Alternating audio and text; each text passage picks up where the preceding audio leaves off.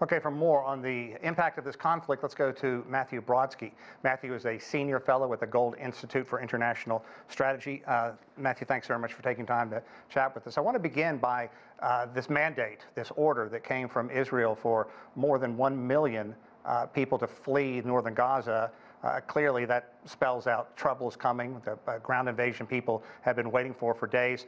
Talk about that and the fact that the UN and so many other entities have weighed in on this, saying it is just a budding humanitarian disaster. Right. Well, I mean, anyone who's been in Gaza knew the moment that Hamas and another array of Palestinian terrorist organizations, Palestinian Islamic Jihad, PFLP, and a slew of other organizations took part in their massacre, that this was going to happen. They've known this. So the idea, first of all, that Israel was going to come in with tanks as some new idea is complete garbage and nonsense. And of course, Israel has called for the people to leave, and Hamas has told the people to stay, because Hamas would like to commit a double war crime, which is to target civilians while using civilians as human shields. And as far as what the UN says is 100% irrelevant as far as anything regarding this conflict is concerned.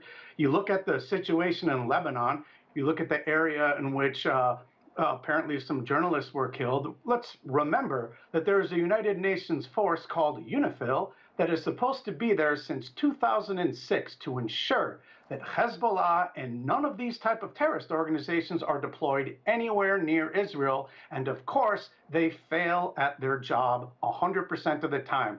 So from Israel's perspective, and frankly, even from the United States perspective, or from the Biden administration's perspective, what the UN wants right now is irrelevant. The type of resolutions that you're seeing are irrelevant, and they're going to be dismissed. And what you will see is what you basically all would expect to see, given the gravity of what occurred. Mathew, college campuses here in the United States have been a flashpoint. I'm sure you've seen the video play out there. On one side, people supporting Israel. On others, Palestinian supporters saying that Hamas and Palestine was backed into a corner, not recognizing the two-state principle. How would you react to that? Okay, I would react to that by saying that they support death squads, and they support hostage taking, and they're a brainwashed part of the population. And the United States has a heck of a lot of soul searching to do.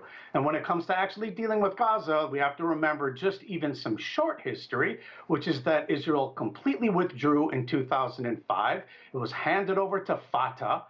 The Fatah organization, the so-called moderate organization, was then defeated in a very bloody coup by Hamas, which included Hamas throwing Fatah members off of buildings in Gaza. And then Hamas could have built a thriving type of society, and then there would have been very fine open borders. But instead, what they wanted to do was to use this to build rockets and to launch them into Israel. Now, there had been a tit for tat, so to speak, the kinds that we have seen about 5 times in the past decade or so, or 15 years. But what happened this time has really taught Israel, and I think even the United States, a very important lesson, and that is Hamas has to be 100% destroyed, or at least their military capability or ability to do any kind of damage to Israel has to be 100% gotten rid of. They've managed to take an extremely divided Israeli society and unify them all behind that task. Polling in America shows that the majority of Americans, notwithstanding what you see at university campuses, are still very behind Israel because they have a moral compass. Mathew, right now we know that Hamas, the fighters, have gone underground. They have a very extensive network of tunnels there. Most of the 1 million people in North Gaza apparently are not heeding this call, this demand to leave northern Gaza. Are you concerned that, A, this is going to just turn into even more of a bloodbath, and secondly, that Lebanon, perhaps Syria, other nations could be drawn into this, and it could be a really protracted, drawn-out military conflict? There's no doubt that Iran, who is behind all of this, believes that Palestinians are the lowest form of cannon fodder they have.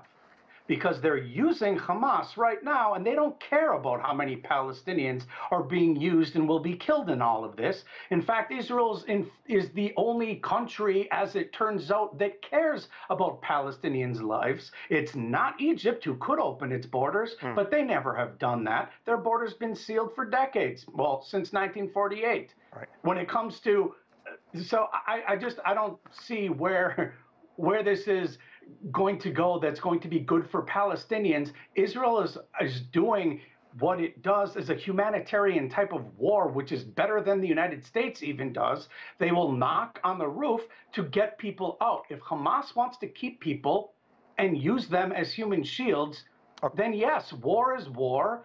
And a bloody thing is going to happen. It's very unfortunate. But let's look at Syria. Let's look at the rest of the Middle East. And we know that there is something that Israel is going to have to do here. That's destroy Hamas and create a level of deterrence that shows the rest of the region that there is a unconscionable price that they have to pay for attacking. Okay.